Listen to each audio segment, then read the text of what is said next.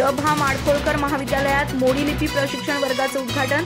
इतिहासाच्या अभ्यासासाठी मोडी लिपीचं महत्त्व अनन्यसाधारण। प्राध्यापक गावडे, विद्यार्थ्यांनी या प्रशिक्षणाचा लाभ घ्यावा।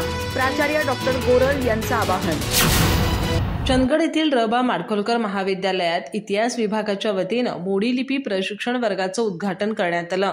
यावेळी प्रमुख मार्गदर्शक म्हणून प्राध्यापक बाबली गावडे यांनी विद्यार्थ्यांना मोडी लिपीच्या ऐतिहासिक आणि संशोधनात्मक महत्त्वावर प्रकाश टाकला। आजच्या संगणकीय युगात मोडी लिपी कालबाह्य वाटत असली तरी ऐतिहासिक कागदपत्रांच्या अभ्यासासाठी तिचं महत्त्व अमूल्य आहे। मराठा काळापासून ते ब्रिटिश कारकिर्दीपर्यंत अनेक ऐतिहासिक कागदपत्र मोडी लिपीत आहेत, जी संशोधनाच्या दृष्टिकोनातून मौल्यवान ठरू शकतात। मोडी लिपी आत्मसात केल्यास इतिहासाचा गूढ ठेवा उलगडण्याची संधी मिळेल, असं प्राध्यापक गावडे यांनी सांगितलं। कार्यक्रमाच्या अध्यक्षस्थानी महाविद्यालयाचे प्राचार्य डॉक्टर SD गोरल होते। त्यांनी विद्यार्थ्यांना मोडी लिपीचं ज्ञान हे केवळ इतिहासापुरते मर्यादित न राहता संशोधन, दस्तऐवजीकरण आणि करिअरच्या संधीसाठीही उपयुक्त ठरू शकतं।